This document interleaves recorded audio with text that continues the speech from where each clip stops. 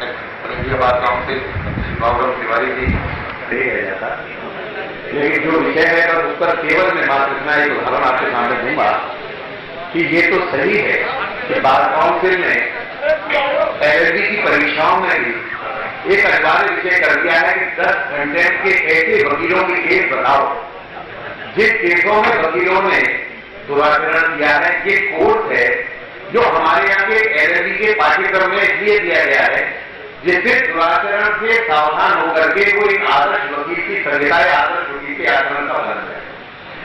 क्योंकि मैं कानून का एक विद्यार्थी और एक प्रवक्ता होने के नाते हम हर साल 10 आचरित उन वकीलों के आचरणों को ढूंढते हैं जिन्होंने बार काउंसिल से धारा 35 के अंतर्गत जो अनुशासन समितियों ने उनको दंडित किया है। उसके बाद उन्होंने ऑल इंडिया बार काउंसिल में या ऑल इंडिया बार काउंसिल के निर्णय के बाद सर्वोच्च न्यायालय में जब उनके विषय में जब उनके केस को देखा गया तो उनकी वैधानिक स्थिति क्या है।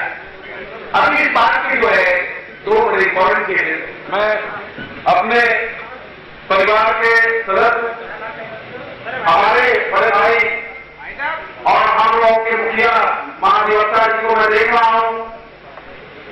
मैं अरुण त्रिपाठी वाइस चेयरमैन के रूप में उनके छोटे भाई को मैं निवेदन करता हूं कि कृपया वो मंच पे आए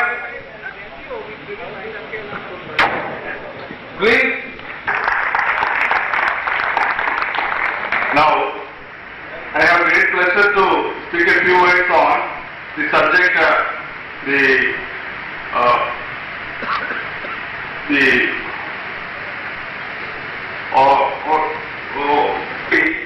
the High Court Advocates Association in Kerala have occasion to pass a resolution.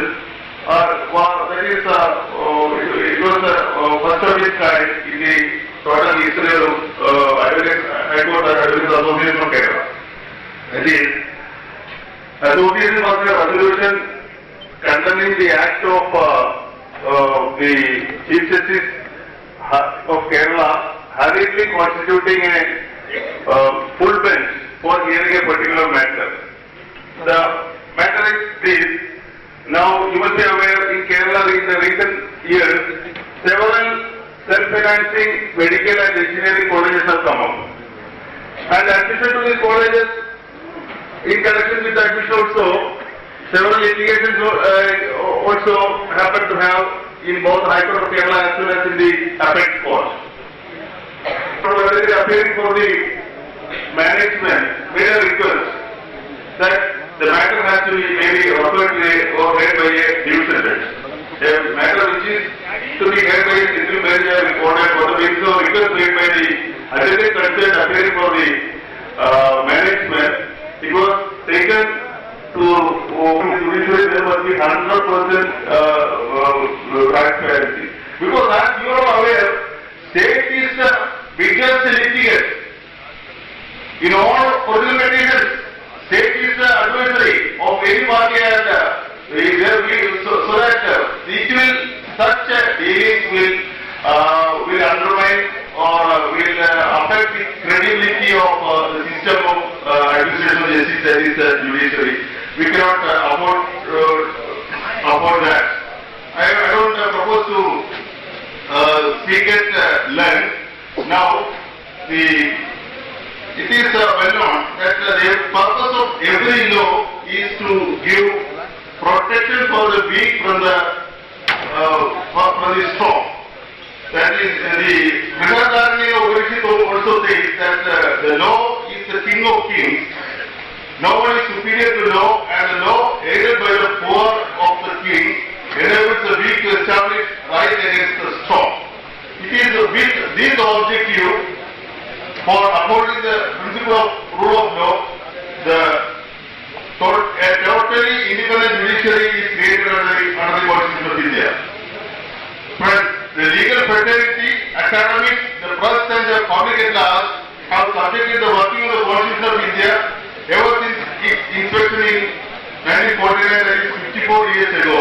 The Indian judiciary is accorded for its independence and credibility in the yesteryears. But in the pre-emergency period, that is in the early 70s, there was an attempt on the part of the executive to bring the judiciary controlled with the supervision of judges of the Supreme Court and indiscriminate transfer of judges of the High Court.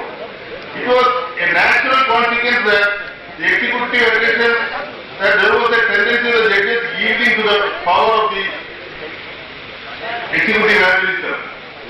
That state of affairs continued till the year 1994 with the second judge's case, in which in S.P. Gupta's case, the Supreme Court took up the entire power of appointment of judges by introducing the system of collegium to recommend the appointment of judges of the High Court and Supreme Court.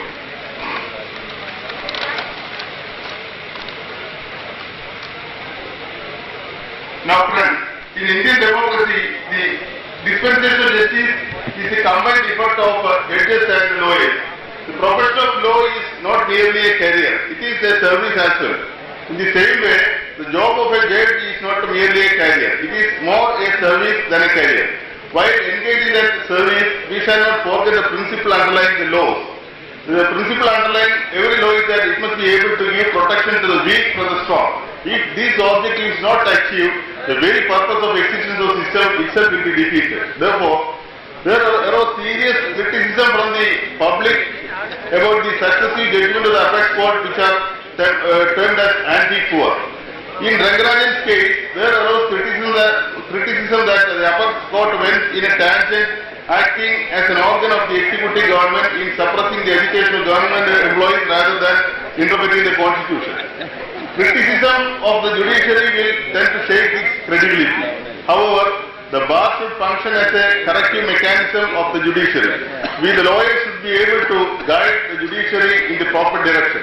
I sincerely hope and desire that the Indian bar have the credibility, power and courage to command, to guide the judiciary in the proper direction, and that in that process we will not forget the objective of the law, that is to give protection for the weak from the strong. Friends, I thank the organizers for giving me an opportunity and also for one and all of you for patient hearing. Thank you. Thank you. Thank you very much, Chairman Kerala Bar Council. We also convey our love which you brought from Kerala advocates to us, from the side of all UP advocates and delegates.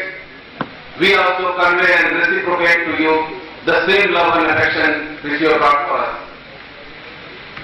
Now, I shall make it clear that the resolution which has been passed just few minutes earlier, the Bar Council of India has been resolved, and that resolution is that on 14th of November, all advocates will be called on a call of Bar Council of India to protest against non-implementation of Section 30 Advocates Act, against 2 social workers being added as judicial members in the Consumer Protection Act and Juvenile Courts Act, and also against the Legal Services Authority Act, and also the proposed amendment sought by parliamentarians in Criminal Procedure Code. And providing entry to the foreign lawyers. We are opposed to it, and this historical resolution shall be made effective, and in the Bar Council of India, we will write letters as soon as possible to all the state Bar Councils, and then Bar Council will take immediate action for ensuring the implementation of this resolution. Success of the court. And we will do our best for making the success of this cause, and the national unity and solidarity will be seen on the floor of Delhi now. I say, Vice Chairman Bar Council of India, you will see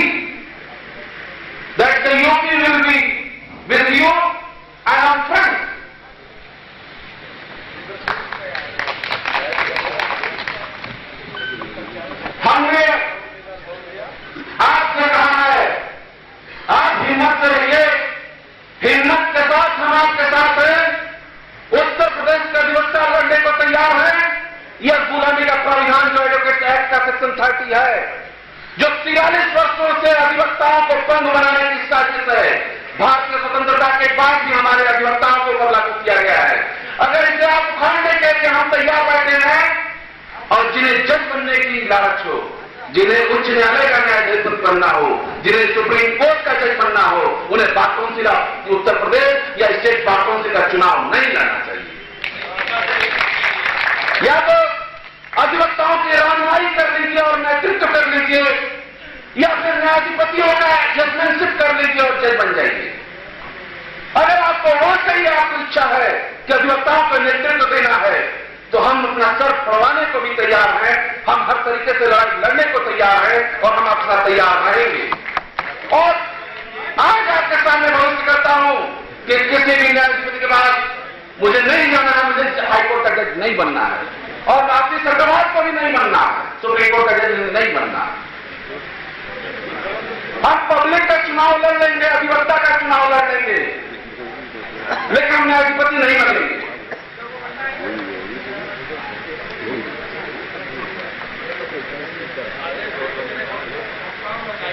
अब resolution pass हो गया है और यह सर्वसम्मति से पास हो गया है।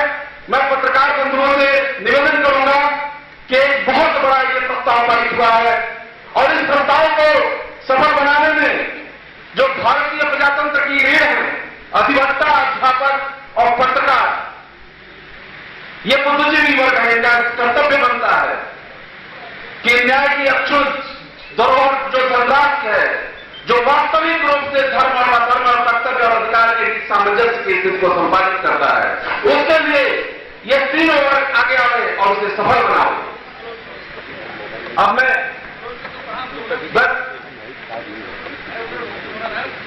Party x member of parliament, farmer member of parliament हैं, गांधीनगर से और गुजरात बार काउंसिल से हैं, और इन्होंने mister Rajesh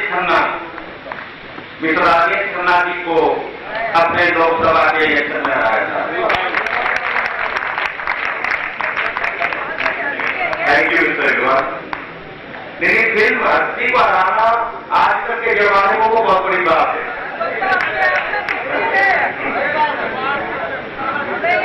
bar council of India के वाइस चेयरमैन श्री हरीश अग्रवाल जी, उत्तर प्रदेश बार काउंसिल के वाइस चेयरमैन, उत्तर प्रदेश के एडवोकेट जनरल और गणमान्य नेतागण जो है विराजमान है, और मेरे पति बंधु, मैं दो मुद्दे पर मेरी छोटी सी बात कहना चाहता हूं। बहुत लोगों, बहुत अधिवक्ताओं ने यहाँ अपने विचार रखे contempt of the court act और एडवोकेट एक्ट के लिए। मैं contempt of the court act के लिए कहूंगा क्योंकि मेरे पार्टनर ने यही मुद्दा एक पेश किया था गुजरात हाईकोर्ट में। वन ऑफ द जज restricted him from making his submission on law points. उनको रोका गया कि आप, हम ये जानते हैं, आप ये नहीं बोलेंगे। तभी उन्होंने कहा कि आप जानते हैं, लेकिन मैं तो आपके साथ बात पहली बार ये बोल रहा हूं। तभी कोर्ट ने उनको कंटेम्प्ट की धमकी दी। तभी उन्होंने एक आर्टिकल लिखा ऑल इंडिया कोर्ट में इस्तेमाल, और वो आर्टिकल इतना लोकप्रिय हुआ कि उन्होंने बाद में कंटेम्प्ट ऑफ द कोर्ट पर एक बुक लिखी, और उसकी सारी कॉपी 2003 साल होते हुए